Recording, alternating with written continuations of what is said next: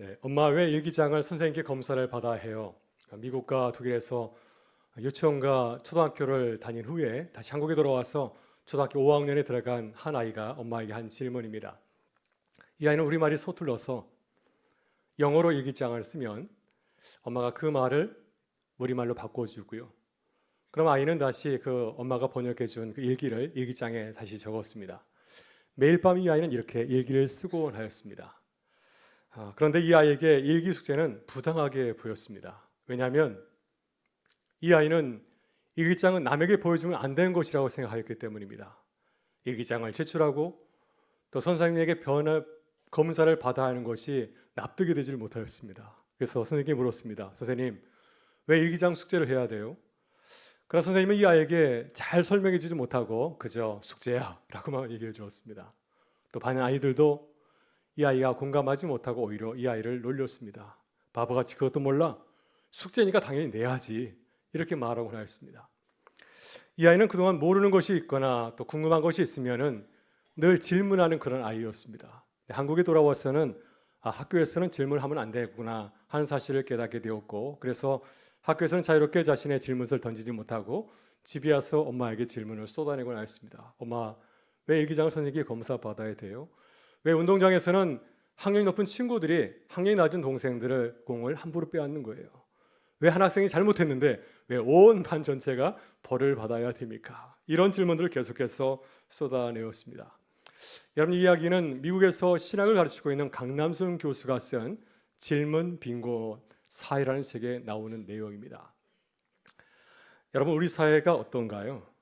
우리 사회는 안타깝게도 집에서나 또 학교에서나 질문을 자유롭게 하지 못하는 그러한 문화를 가지고 있습니다. 우리가 입시 교육을 받다 보니 또 저입시 교육을 받다 보니까 질문하는 것이 그렇게 잘하지는 못합니다. 그러나 우리 사회가 좀 더 좋은 사회를 만들어가기 위해서는 질문을 하는 사회가 되어야 됩니다. 또 질문을 하더라도 좋은 질문을 해야 됩니다. 그래서 문제를 자신의 생각하면 돌아보게 되고 또 그 문제를 통하여서 자신의 깨달은 사실을 자유롭게 나눌 수 있는 그러한 사회를 만들어 가야 됩니다. 또 질문을 받으면 누구라도 그 얘기에 대해서 아주 성의 있게 대답을 해줘야 됩니다. 그래야 우리 사회가 질문을 통하여서 건강하고 아름다운 사회로 또 만들어 갈 수 있기 때문인 줄 믿습니다. 예수님의 사역을 보면 예수님은 질문을 잘 하시는 분이었습니다. 어떤 질문을 듣더라도 좋은 대답을 하시는 분이었습니다. 그래서 질문을 통해서 스스로 생각하고 깨닫게 하셨습니다. 요한복음 4장을 보면 예수님께서 사마리아 성에 가셔서 한 여인을 만났는데요. 이 여인에게 물을 좀 달라 하였습니다. 그랬더니 이 여인은 물을 준 것이 아니라 예수님께 물었습니다. 당신은 유대인의 사람인데 어찌하여 사마리아 여자인 나에게 물을 좀 달라 하십니까? 참 좋은 질문을 던졌습니다. 왜냐하면 당시 유대인들은 사마리아 사람을 차별하고 그들과 상종하지 하지 않았기 때문입니다. 그런데 예수님께서는 유대인이면서도 사마리아 여인에게 물을 달라고 말을 거셨기 때문이죠. 여러분, 사마리아 여인은 참 좋은 질문을 하였습니다. 예수님께서 이 여인의 질문을 듣고 어떻게 하셨습니까? 이 여인의 질문을 무시한 것이 아니라 그녀에게 친절하게 설명해 주었습니다. 그 단지 짧은 대화만 나눈 것이 아니라 이 사마리아 여인과 더불어서 인생의 중요한 문제를 주거니 받거니 질문을 하고 대답을 하는 좋은 대화를 이끌어가지 않았습니까? 예수님께서 이 사마리아 여인에게 이렇게 대답하시면서 대화를 시작하였습니다. 내가 만일 하나님의 선물과 또 내게 물을 좀 달라는 이가 누구인 줄 알았더라면 내가 그에게 구하였을 것이요 그는 너에게 생수를 주었으리라. 오늘 우리가 예수님과 이 사마리아의 대화를 충분히 더 나누지를 못하지만 요한복음 4장을 보게 되면 예수님께서 사마리아인과 나눈 이 아름다운 대화를 우리가 보고 배울 수가 있습니다. 여러분, 우리가 이렇게 대화를 하면 참 좋겠습니다. 특별히 우리 가정에서 우리 자녀들과 부부간에 이런 대화를 나눌 수 있기를 간절히 바랍니다. 마침 오늘은 가정예배 주일입니다. 모르시는 분이 계시는 것 같은데 오늘 가정예배 주일인데요. 오늘 저녁에 가정에서 자녀들과 함께 예배 드릴 때 오늘 본문 말씀을 가지고서 주거니 받거니 질문과 대답을 하는 그런 대화, 좋은 대화가 이루어지기를 간절히 소망합니다.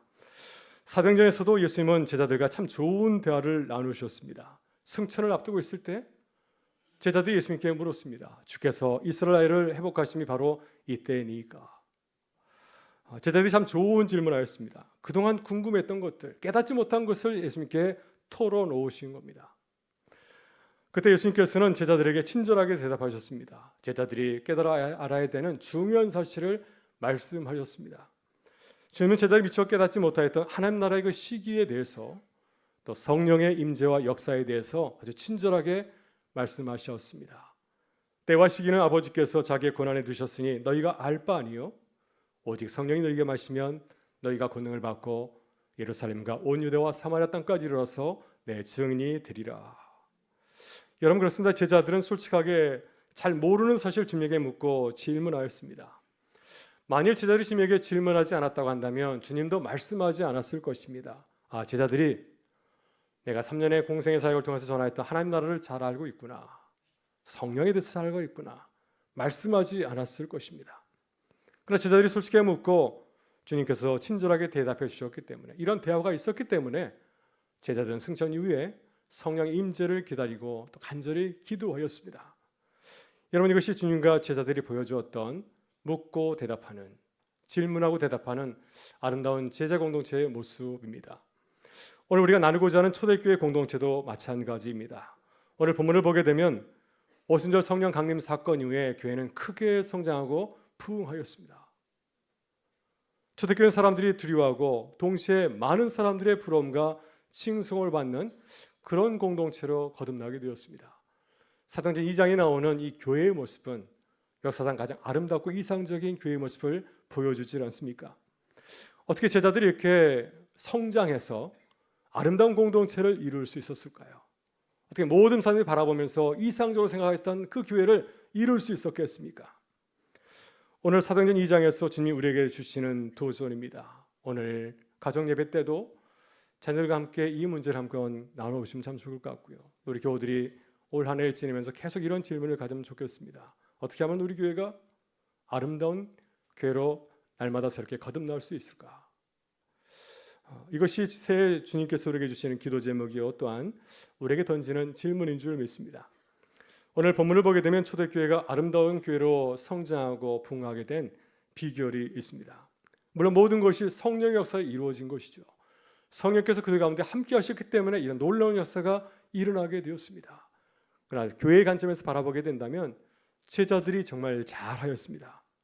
베드로와 사도들은 사람들의 질문을 듣고 그것을 잘 이해해서 그들에게 좋은 대답을 전해 주었기 때문입니다. 여러분, 그렇습니다. 초대교회가 크게 부흥하고 성장한 것은 좋은 질문과 좋은 대답이 있었기 때문이죠. 많은 사람들이 교회에 대해서 물었습니다. 어떻게 이런 일이 벌어질 수 있는가? 이런 질문을 듣게 되었을 때 제자들은 그들에게 좋은 대답을 잘 하였습니다. 이렇게 사람들의 좋은 질문이 있었고 또 제자들이 그들에게 좋은 대답을 해 주었기 때문에 결과적으로 교회가 크게 부흥하고 성장하는 그러한 역사가 이루어진 줄 믿습니다. 이 시간 교회를 부흥하게 하고 성장하게 한 이 질문과 대답을 함께 나누길 원하고요. 또 우리 교회도 또 이렇게 좋은 질문과 대답을 하고 나누는 교회가 될 수 있기를 간절히 소망합니다. 먼저 첫 번째 질문과 대답을 나누기를 원합니다. 오순절 성령 강림 사건 이후에 큰 소동이 있었습니다. 왜냐하면 제자들이 마가의 다락방에서 기도하다가 성령의 충만한 은혜를 입고 그들이 거리에 뛰쳐나가서 외국으로 복음을 전하기 때문입니다. 오순절 명절을 지키러 왔던 많은 디아스포라 유대인들, 외국인 유대인들이 제자들 통해서 그들의 말로 복음을 듣는 놀라운 역사를 경험하였습니다. 유대인들과 디아스포라 유대인들은 오순절에 베드로와 제자들이 외국으로 복음을 전하는 보면서 깜짝 놀랐습니다. 도저히 이해할 수 없는 광경이었기 때문에 그 모습을 신기하게 생각하였고 어떻게 이런 일이 벌어졌을지를 궁금히 생각하였습니다. 그러나 어떤 유대인들은 제자들이 술에 취한 것처럼 생각하고 조롱하였습니다. 유대인들은 맥주절에 첫 수확을 거두고 포도주를 담그기도 하였는데 제자들이 새 술을 마시고 새로 담근 이 포도주를 마시고 취한 것은 아닌가, 이렇게 생각하면서 그들을 조롱하였습니다. 여러분, 이것이 사람들이 던진 첫 번째 질문입니다. 어떻게 제자들이 오순절에 외국으로 복음을 전할 수 있었을까? 어떤 능력을 입어서 이런 일이 벌어지게 된 것인가? 이 사실을 우리에게 설명해 달라고 하는 것입니다. 그들이 새 술을 마시고 취해서 술기운에 그렇게 한 것인지, 아니면 정말 놀라운 신적인 능력을 경험하여서 이렇게 한 것인지 말해보라고 하였습니다. 여러분, 항상 세상은 우리에게 묻고 있지 않습니까? 꼭 우리를 찾아와서 직접 이렇게 질문을 던지는 것은 아닙니다. 여러 경로를 통해서 우리에게 늘 묻고 있지 않습니까? 어떨 때는 놀라움을 표하기도 하고요. 어떨 때는 칭찬을 하기도 합니다. 어떨 때는 비난하고 비판하기도 하고요. 또 어떨 때는 비웃고 조롱하기도 합니다. 만약 우리에게 관심이 없다면 이런 표현을 하지 않을 겁니다. 그러나 이렇게 표현하는 것은 우리에게 관심이 있기 때문이죠. 우리의 질문에 대해서, 우리의 궁금증에 대해서 한번 대답해 보라고 하는 것입니다. 따라서 우리는 늘 세상에 관심을 가지고 또 그들의 질문에 대해서 대답해야 될 줄 믿습니다. 여러분, 베드로와 열한 사도는 사람들의 질문에 대해서 대답을 합니다. 오순절에 일어난 이 놀라운 그 성령의 역사를 설명하였습니다. 15절을 보게 된 베드로는 이 모든 것이 술 취해서 일어난 것이 아니라고 말하고 있습니다. 이 상식적인 이 지식을 가지고서 그들에게 이렇게 설명합니다. 15절에서 베드로의 성경은 이렇게 증거하고 있습니다. 이 사람들은 여러분 가운데 일부가 생각하는 것처럼 술에 취한 것이 아닙니다. 이제 겨우 아침 9시인데 취할 시간이나 있었겠습니까? 이런 일들이 아침에 일어났으니 그들이 술을 마시고 한 것이 결코 아니라고 이렇게 해명을 하고 있습니다. 이렇게 대답한 후에 베드로는 오순절 사건의 핵심을 분명하게 전합니다. 지금 오순절 성령 강림의 사건을 보면서 놀라는 사람들 누군가요? 대부분이 유대인들입니다. 그래서 그들이 잘 알고 있는 성경 말씀을 통해서 이 사실을 설명하며 또한 증거하였습니다. 베드로는 요엘 선지자의 말씀을 인용하여 말씀을 합니다. 한마디로 오늘 우리가 체험한 이 놀라운 그 사건은 구약 성서에서 예언된 사건이라고 하는 것입니다. 요엘 선지자가 성령에 대해서 말씀하셨는데 그 일이 지금 우리 가운데서 일어났다고 그는 주장합니다. 여러분, 요엘 선지자는 오순절 성령 강림 사건을 이렇게 증거하고 있습니다. 17절 이하의 말씀은 이렇게 전하고 있습니다. 하나님이 말씀하시기를 말세에 내가 내 영을 모든 육체에 부어주리니 너희의 자녀들은 예언할 것이요 너희의 젊은이들은 꿈을 꾸리라. 그때 내가 내 영을 내 남종과 여종들에게 부어주리니 그들이 예언할 것이요 또 내가 이로 하늘에서는 기사를 아래로 땅에서는 징조를 베풀리니 곧 피와 불과 연기로라. 누구든지 주의 이름을 부르는 자는 구원을 받으리라 하였느니라. 여러분, 요엘 선지자는 말세에 있을 놀라운 성령의 역사를 증거하였습니다. 하나님께서 모든 사람들에게 성령을 부어주시리라. 이런 역사가 일어나게 될 때 어떤 일이 벌어진다고 말씀하고 있습니까? 하나님의 자녀들이 하나님의 영을 받아서 예언하고 꿈을 꾸게 될 것이고요. 또 이 역사는 남자에게만 일어난 것이 아니라 여인들에게도 임해서 그들도 마찬가지로 예언한 역사가 일어날 것이라고 말씀하였습니다. 그런데 이러한 종말의 역사가 요엘 선지자가 예언했던 그 종말의 역사가 어디 가운데 일어나게 되었습니까? 마가의 다락방에서 기도하던 120명의 성도 가운데 그대로 임하게 된 것입니다. 그래서 그들은 성령의 역사를 예루살렘 주민들과 순례자들에게 그들의 말로 증거하고 또한 듣게 하였습니다. 이렇게 성령께서 요엘 선지자를 통하여 예언하신 말씀이 지금 그들 가운데 성취하게 하신 것입니다. 여러분, 베드로는 더 나아가서 오순절 성령의 역사를 다시 복음에 비추어서 이렇게 조명하고 대답을 합니다. 다시 말해서 십자가 달려 죽으신 예수 그리스도의 죽음과 이 부활 사건을 통하여서 다시 대답을 하였습니다.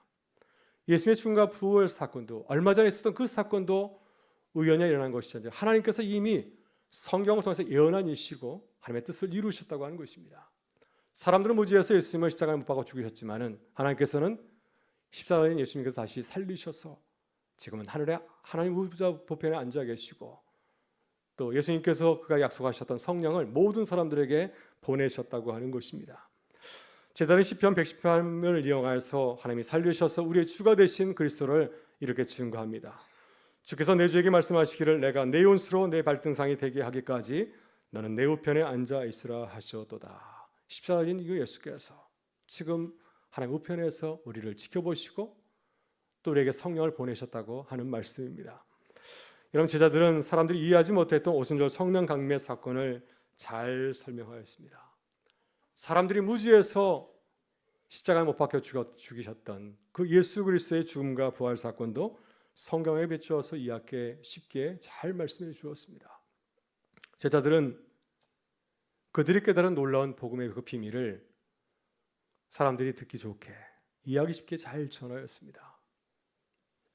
그때 사람들은 복음을 이해하고 받아들이게 되었고요. 이것이 바로 초대교회가 크게 부흥하고 성장한 이유라고 말씀하고 있습니다. 여러분, 우리도 그렇습니다. 우리 시대도 사람들이 복음에 대해서 묻지 않습니까? 예전에는 복음을 듣고 싶어 했습니다.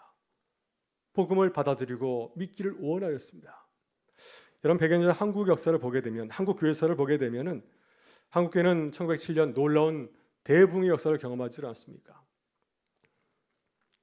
이 기간에 한국 교회는 수적으로 2배, 3배의 경험을 하였습니다. 한 2,000명 되는 교인이었다고 한다면 4,000명, 6,000명이 되는 놀라운 부흥을 경험하게 되었습니다. 이 시기를 역사로 살펴보게 되면 한국은 참 어려운 가운데 있었습니다. 일본의 국권을 빼앗기는 이란 찬탈의 역사가 있었고요. 또 온 국토는 청일진영과 너일진영을 해서 쑥대밭이 되었습니다. 전쟁터가 되고 말았습니다. 이 절망적인 상황 가운데서 우리 민족은 기독교 복음에 주목하게 되었고요. 이 기독교의 복음을 가지고서 다시 국권을 되찾고 이 어려운 위기상을 잘 극복하기를 원하였습니다. 이런 상황에서 복음을 듣기를 원하였기 때문에 그들이 복음을 받아들이고 놀라운 교회의 부흥과 성장을 거듭하게 된 것입니다. 여러분, 그러나 지금은 어떤가요? 지금도 복음을 사람들이 받아들이고 합니까? 우리가 전도하게 되면 그들이 기쁘게 교회에 나오고 있습니까? 지금은 복음을 받아들이려고 하지 않습니다. 들으려고 하지 않습니다. 기독교의 복음을 듣지 않는다 할지라도, 이 복음이 없다 할지라도 얼마든지 내 힘으로 잘 살아갈 수 있다고 그들은 말하지 않습니까? 그러나 우리 시대는 그들이 말하는 것처럼 정말 평화의 시대고 아무런 문제 없는 그런 시기인가요? 우리가 살고 있는 이 시대는 얼마나 어려운 위기이신지 모릅니다. 절망의 시대인지 모릅니다. 많은 사람들이 고독을 느끼고 외로움을 느끼며 살아가고 있지 않습니까? 세상은 겉으로는 굉장히 화려하지만 그 속을 들여다보게 되면 많은 사람들이 희망을 잃고 겨우겨우 살아가는 것을 우리가 느끼지 않습니까? 여러분, 강한 부정은 강한 긍정입니다. 이 시대는 복음을 겉으로는 거부하지만 속으로는 복음을 기다리고 있고 또 복음을 듣기를 원하고 있습니다. 또 이 시대 많은 사람들이 우리에게 복음을 보여줘 증거해 주기를 갈망하고 있지 않습니까? 당신들이 믿는 그 복음을 우리에게 제발 보여주옵소서. 말로만 하지 아니하고 너희 삶을 통해서 진정성 있게 보여주기를 우리에게 간청하고 있지 않습니까?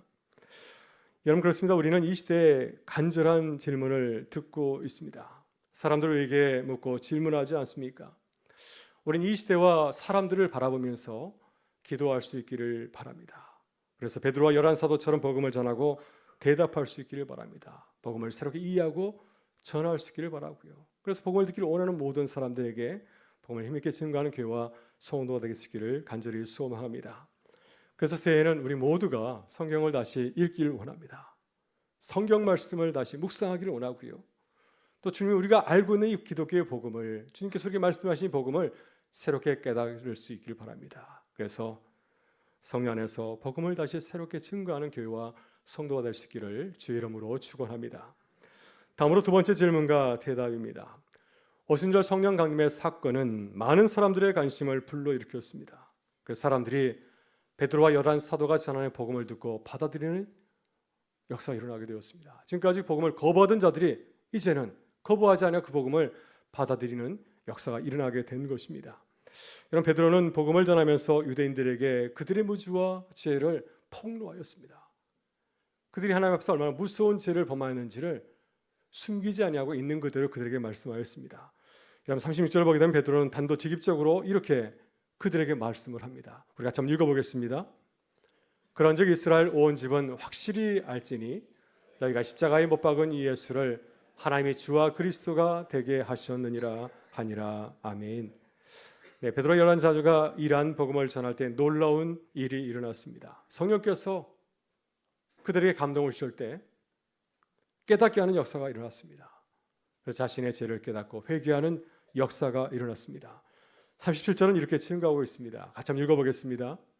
그들이 이 말을 듣고 마음에 찔려 베드로와 다른 사도들에게 물어 이르되 형제들아 우리가 어찌할꼬 하거늘. 아멘. 만일 성령께서 그들에게 감동을 주지 않았다고 한다면 이런 역사가 일어나지 않았을 것입니다. 오히려 반발했을 것입니다. 우리는 예수를 죽이지 않았다고 반발했을 것이고 또 당신들이 전하는 예수가 우리의 주요 그리스도가 아니라고 그들은 저항하였을 것입니다. 그러나 성령께서 그들에게 은혜 주실 때 복음을 믿고 마음의 찔림을 받는 역사가 일어나게 되었습니다.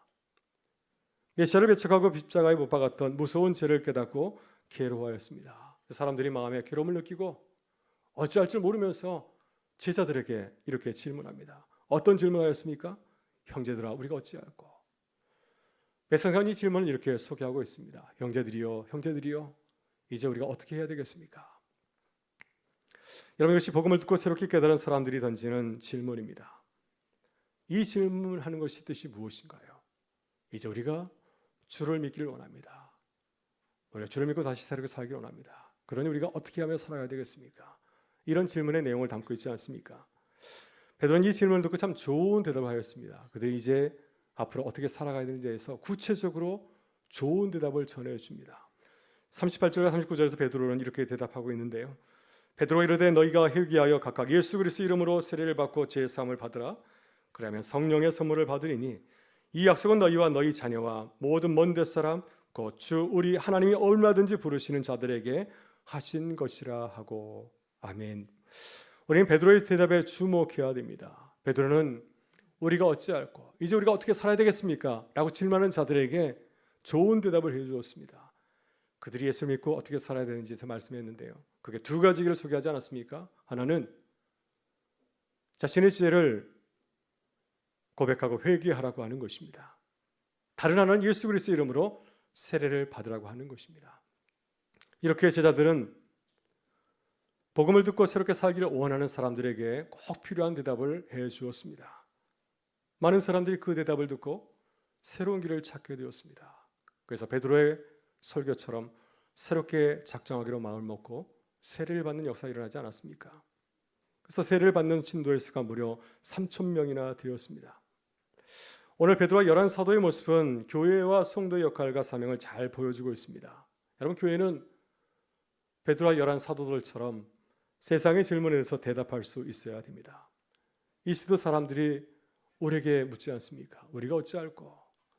그렇다면 우리가 어떻게 살아야 되겠습니까? 이렇게 우리에게 묻고 있습니다. 여러분, 제자들은 이러한 질문을 들었을 때 말로만 설명한 것이 결코 아닙니다. 43절 이하를 보게 되면 그들에게 교회를 소개하고 또 성도의 삶을 소개해 주었습니다.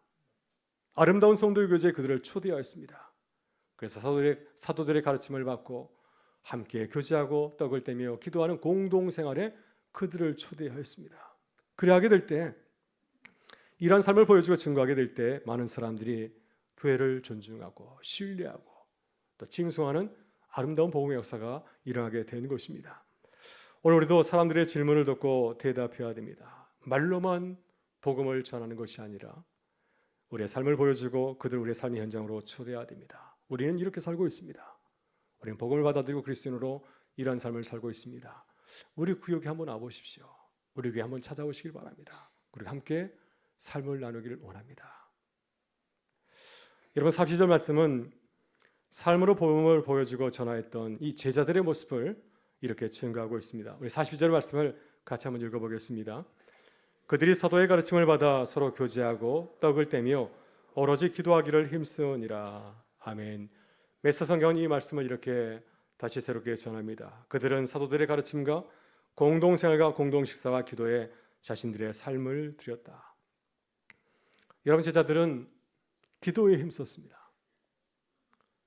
또 아름다운 교회를 세우고 보여주기 위해서 자신의 시간과 삶을 드렸습니다. 여러분, 우리도 그렇습니다. 우리가 어떻게 복음을 전할 수 있을까요? 우리는 교도하게 힘써야 될 줄 믿고요. 또 아름다운 교회를 세우는 일에 우리가 함께 힘을 써야 될 줄 믿습니다. 올해 우리 교회는 구역교회와 남성 구역을 비롯해서 소그룹 교회 사역을 새롭게 시작하려고 준비하고 있습니다. 기도하고 있습니다. 코로나 이후에 이 공동체 소그룹 사역이 얼마나 중요한지 모릅니다. 그래서 우리 교회는 1인 1 소그룹 운동을 시작하려고 하고 있습니다. 바라기는 우리 모든 교우들이 이 소그룹 구역에 함께 참여하기를 원하고요. 그리고 우리가 속한 이 그룹을 잘 아름답게 만들어서 또 복음을 증거하는 귀한 사역이 될 수 있기를 간절히 소망합니다. 우리가 어찌할꼬? 우리가 어찌해야 되겠습니까? 라고 물을 때 제자들은 세상 사람들에게 자신의 삶을 통해서 보여주고 또한 증거하였습니다. 여러분, 새 우리 교회가 이 시대와 사람을 바라보면서 묻고 질문할 수 있기를 바라고요. 또 세상 사람들의 말씀을 듣고 그 물음을 듣고 또 복음을 보여주고 증거하는 교회가 될 수 있기를 간절히 바랍니다. 그래서 구원 받는 사람들의 수가 이 시대 가운데 날마다 더해지기를 주의 이름으로 축원합니다.